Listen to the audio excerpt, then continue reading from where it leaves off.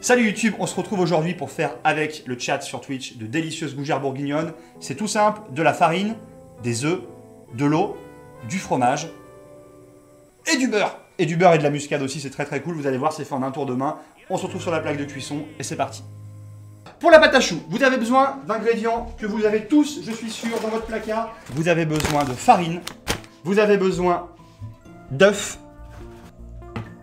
vous avez besoin de beurre. J'aime le beurre, parce que le beurre c'est quand même bon. Et vous avez besoin d'eau également.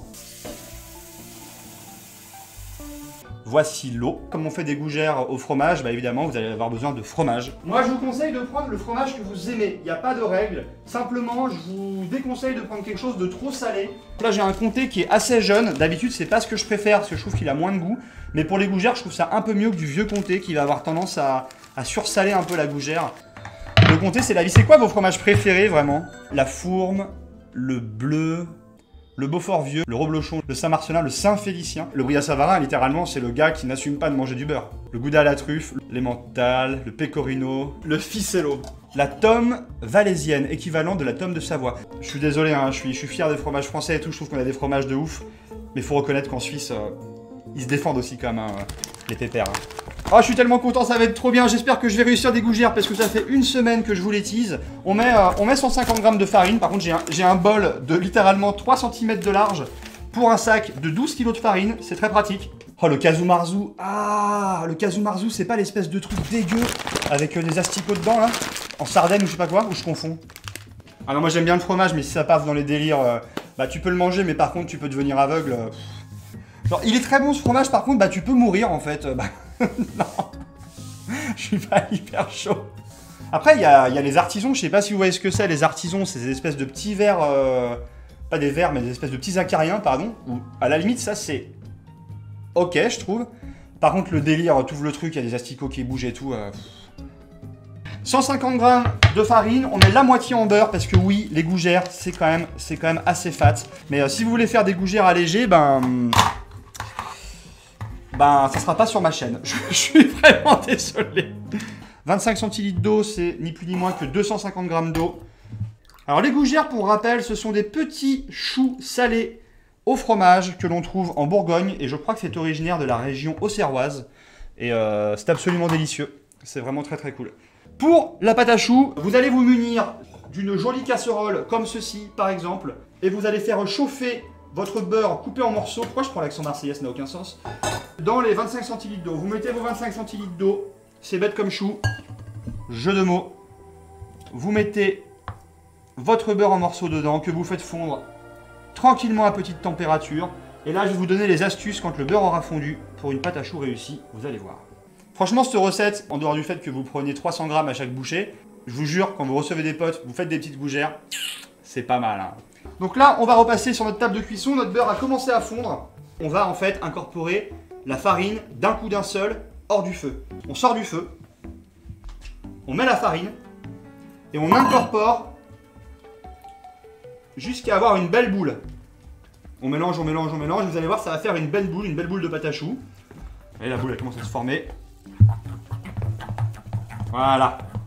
Et une fois que voilà, notre boule elle est bien formée comme ça, elle est bien dans votre casserole, là c'est là où c'est important pour que les gougères gonflent bien. Vous remettez sur le feu, à petit feu, et pendant, on va dire, 4-5 minutes, vous allez la dessécher pour enlever l'excédent d'humidité.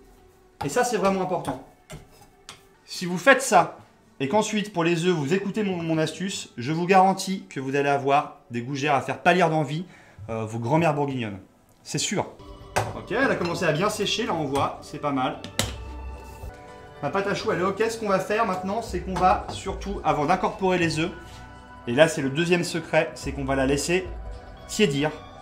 Parce que laisser tiédir votre pâte à choux avant d'incorporer les œufs, ça va permettre d'avoir une levée. Alors je ne sais pas pourquoi chimiquement comment ça se passe, mais d'avoir une levée de la gougère qui soit beaucoup plus réussie. Je faisais des gougères quand j'étais plus jeune, et j'avais toujours des gougères parfois qui retombaient un peu, ou qui étaient légèrement plates, et ça n'allait pas.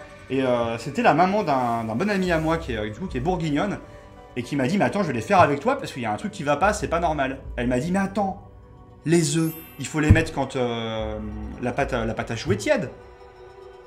Et là, voilà, les portes d'un nouveau monde se sont ouvertes. Voilà. C'était complètement différent. La gougère, comme elle se sert, en tout cas comme elle se servait chez cette dame là qui était bourguignonne, elle faisait une énorme couronne. C'est-à-dire que c'était un seul gros chou de gougère si tu veux. Donc là ça peut faire pour une couronne. Et au milieu tu pouvais mettre une salade verte par exemple. Tu vois, ça fait une entrée où tu as une énorme gougère avec de la salade verte au milieu. Donc c'est très très cool. Sinon moi là je fais plutôt des choux, on va dire de la taille d'une grosse balle de golf si tu veux. Donc là je pense qu'on est plutôt sur 25 choux avec ma quantité là. Je pense qu'on va avoir de quoi remplir une plaque comme ça de choux. Évidemment, il n'y a pas de bonne gougère sans fromage. Ça, c'est impossible. Impeccable.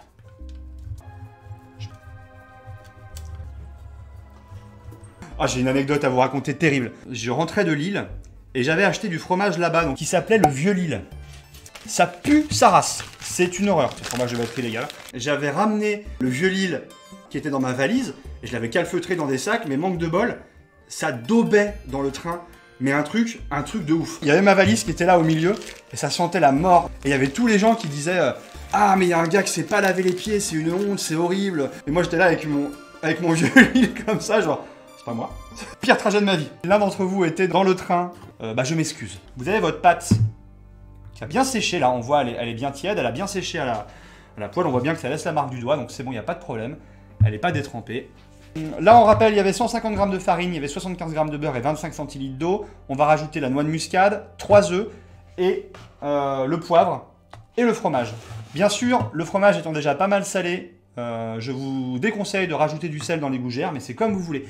Donc voilà, les œufs, c'est dans la pâte à choux tiède et on les incorpore un par un, c'est important. C'est pour ça que vos gougères vont gonfler. Chimiquement, je ne saurais pas vous expliquer pourquoi, mais ma tati Danielle de Bourgogne m'a dit c'est comme ça. Du coup, je fais confiance à tati Danielle. Vous mettez l'œuf entier. Moi, je mets l'œuf entier en prenant soin de ne pas mettre de coquilles. On y va tranquille, hein, on se presse pas.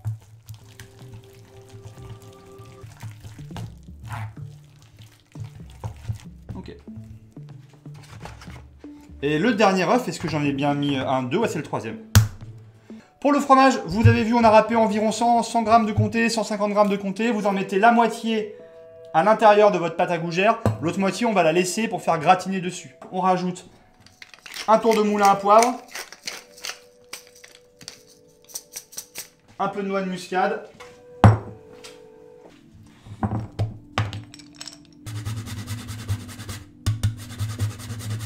on va préchauffer notre four à 210 degrés, j'aurais dû le faire 220 degrés même, ça va cuire assez rapidement, en une vingtaine de minutes, à chaleur tournante, tranquillement. On vérifie qu'il n'y a pas des gens dans le four. Non, ça va, le four est vide, c'est impeccable. Quand vous allez les poser sur votre plaque de cuisson, pensez, les gougères, ça gonfle. Si vous les collez, ça va être des aliens, donc pensez à bien les séparer, à les mettre en quinconce, quoi. Vous pouvez les faire à la poche à douille, pour avoir des gougères bien régulières si le pâtissier ou quoi. Vous pouvez faire aussi en prenant 2 cuillères comme ça mouillées, et vous faites des petites quenelles, des petites boules, vous les mettez, ça va très bien aussi. Et la poche à douille, souvent on en trouve des poches à douille à usage unique. Moi je vous avoue que pour des raisons évidentes, je trouvais ça con d'utiliser un truc une seule fois. Donc j'ai acheté ces poches à douille en nylon qui sont lavables et réutilisables. Je trouve que c'est plus difficile à manier qu'une poche à douille normale. Mais ça va, je trouve que c'est ok. On va remplir la poche. Et ça c'est une corne, c'est assez pratique pour faire de la pâtisserie ou quoi. Donc voilà. Hop.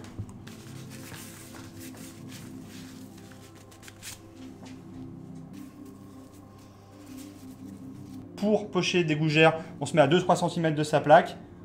On dresse un petit chou qui va faire un petit caca du 80. Et voilà. Et là, on dresse en quinconce, donc 1 sur 2. Prenez bien en compte que ça va gonfler ces grands morts. Voilà. Ok. On va montrer maintenant la technique avec les 2 cuillères. On se munit d'un petit bol rempli d'eau tiède. On met un petit peu d'eau sur ces cuillères. On les poche comme une petite quenelle. Ça marche aussi, ça fait des gougères qui sont un peu plus irrégulières. Il y en a même qui trouvent que c'est même presque aussi joli, quoi. Certains trouvent, mais bon après c'est chacun sa cantine, hein, mais c'est vrai que ça fait une forme moins boulangerie, donc on verra à la sortie ce que vous préférez. On met un peu de fromage, on est généreux, le fromage, c'est la vie. Le gratinage, c'est la vie. Il n'y a pas de bonheur sans fromage. Hein. Moi, mangeur de fromage, je rendrai autour de moi les gens heureux. Moi, mangeur de fromage, j'engraisserai mes congénères. Moi, mangeur de fromage, je donnerai aux vaches, aux chèvres et aux brebis leurs lettres de noblesse. Moi, mangeur de fromage, je craque. Ça part en cuisson. Est-ce que le four... Ah, mais le four est préchauffé. Mais c'est merveilleux, impeccable. Et ben allez, c'est parti. C'est parti pour 20 minutes de cuisson.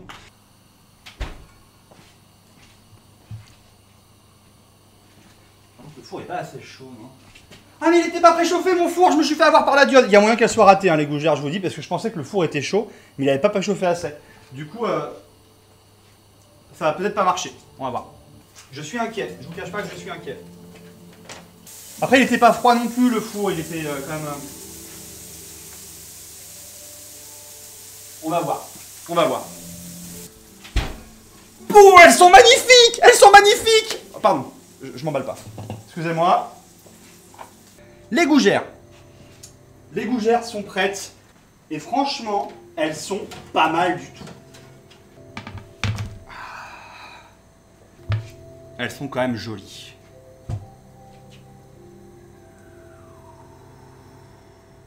Oh, elles sont pas mal quand même. Hein. Franchement, regardez comme elles sont boudinées là. Regardez comme elles...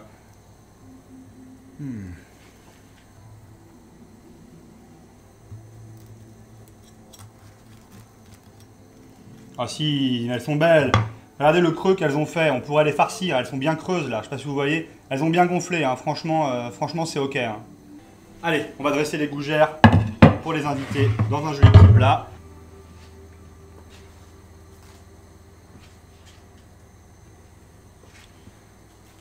Petite gougère bourguignonne.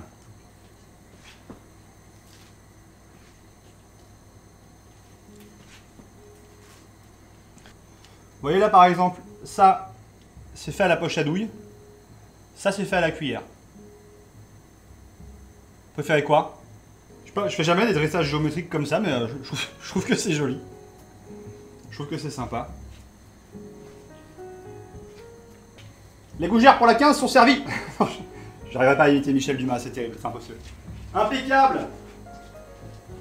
Impeccable.